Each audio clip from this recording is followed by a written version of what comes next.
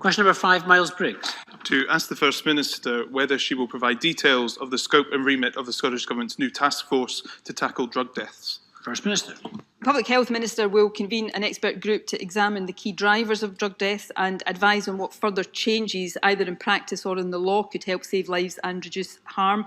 As was outlined in the new drug and alcohol strategy a few months ago, we must recognise that there are limitations in relation to public health outcomes associated with the Misuse of Drugs Act 1971.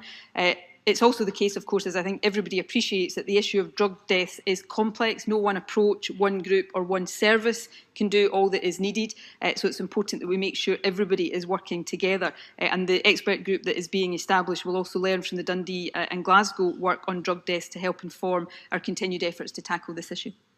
Miles Briggs. Does the First Minister understand the frustration of families across Scotland that it's taken the SNP government so long to wake up to this tragedy across our country? Anna Sawar, Monica Lennon and myself called for this action over the last 3 years, and SNP ministers have failed to act. Now, given the level of concern about drug deaths across our country, how will the First Minister make sure that colleagues across this chamber are part of this task force, that experts and charities, many of whom agree with us that it's time we urgently see a new focus on helping people end and not just manage their addictions? How will everyone be included to make sure that work's taken forward?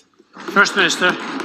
Well, we will continue to work across the chamber to do the right things in what is a complex and challenging issue. I represent a constituency, as the member knows, in Glasgow. I regularly speak to those who have experience of drug use and families who have been affected by drug use, and those conversations often underline for me the complexity of this issue, but also some of the things that we need to do.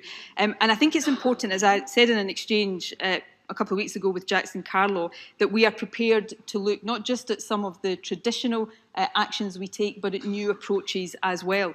The issue of safe consumption facilities is one that is raised regularly in this chamber, which the Tories, in a seemingly knee-jerk way, have just set their face completely against. And, you know, the Home Office actually wrote in a letter to the Glasgow Health and Social Care Partnership that they acknowledge that there is some evidence for the effectiveness of drug consumption rooms in reducing health risks for drug users.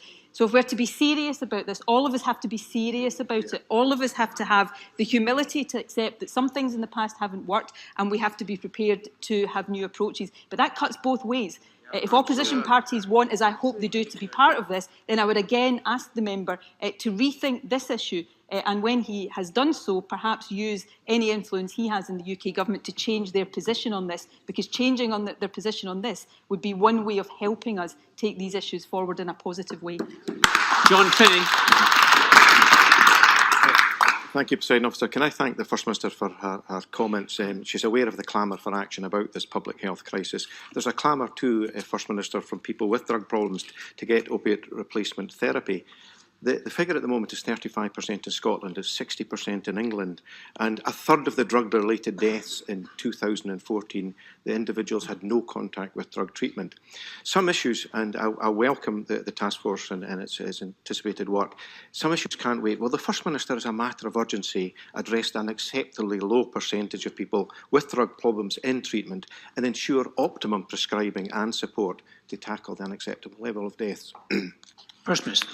I am happy to ensure that this is an issue that is looked at. I'm sure this is an issue that has been and is being looked at, that it may be something that the expert group wants to look at in the early stages of its work. Obviously, prescribing decisions are for clinicians to take based on the best interests and the needs of those that they're prescribing for. But the disparity that John Finney has just cited there in terms of opiate replacement prescribing rates is certainly something that I think in the full scope of this work should be looked at. My view on this is that nothing should be off the agenda here. This is a serious, complex, challenging issue.